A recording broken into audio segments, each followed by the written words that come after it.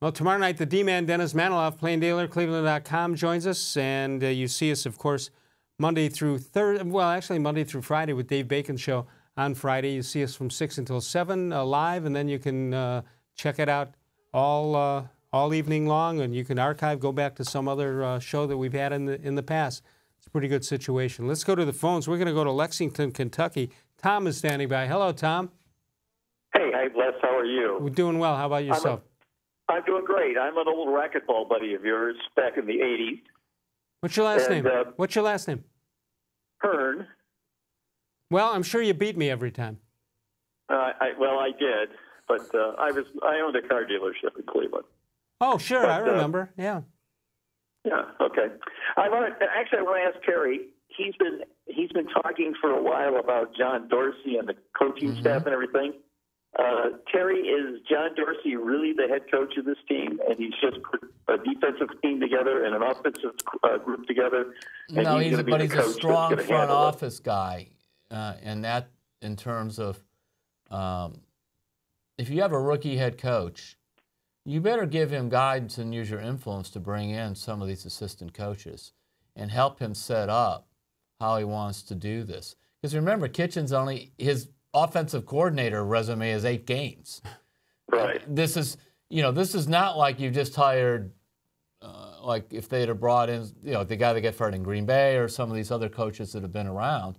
So when you have all the experience and everything else, you do that. I remember Phil Savage told me after the 2006 season where Romeo Crennel had terrible problems with his offense or whatever, it was Phil Savage's idea to bring in Rob Chudzinski to become offensive coordinator.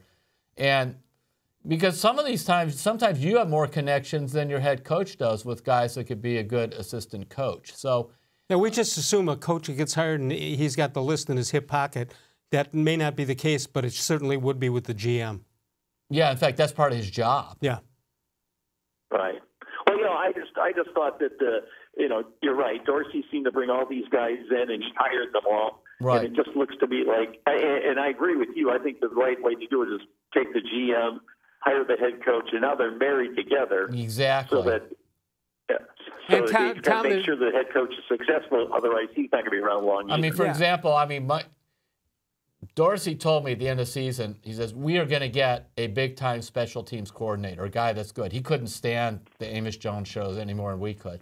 So they brought in Mark Prefer, who had been good at Minnesota. His contract was up, but the Vikings wanted to re-sign him, and I heard the Browns just basically outbid him. Now, a couple of the guys on the staff that Freddie Kitchens brought in, you see they have Alabama connections. Those are his guys. So it isn't all just Dorsey, here, you have to hire this whole staff. In fact, one of the things when they interview candidates is they want you to come in with the list of your coaches who you would hire, and then sometimes the GM says, well, how about some of these guys? Do you know any of these guys? Do you know, for example, do you know Mark Prefer? He's going to be available. We got to do something with this. How about Steve Wilkes? So they probably, there's a lot of the dialogue, especially in that second meeting, may have revolved around staffing. Hey, Tom, I think the most important thing out of this whole area of what we're talking about is the fact that you don't have everybody getting the ear of the owner. Oh, please. Right? It's going to Dorsey. It filters through him, and he's the voice over to the owner, and that was a problem for the past 5 years. And I think it's good that they know, Kitchens knows Dorsey was the guy who kicked down the door for him. So when it gets a little sideways between the two, you say, well, wait a minute. This guy is why I have this job. That's right. Exactly right. Yeah, exactly right. As I said, they're married together, so they're going to be they want to be successful, and he's going to make sure Kitchen's successful. Do you like the way they're set up right now? I do. I love it. I think they've done a really nice job. As Terry said, I've been reading Terry's articles. I'm all in on all the guys he's hired, especially the defensive coordinator. I mean, that poor guy got sidewhacked in Arizona, and he's right where he belongs to be back as a defensive coordinator. And the special teams.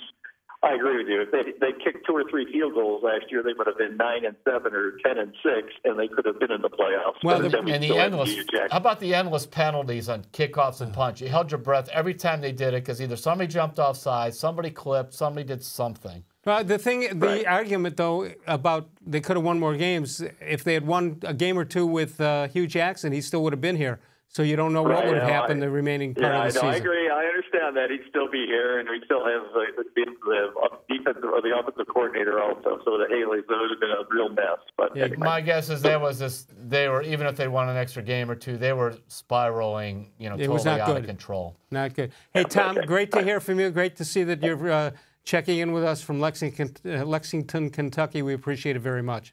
Love your show. Talk to you later. Thank you. Good to talk to you. That is great to hear. Yep.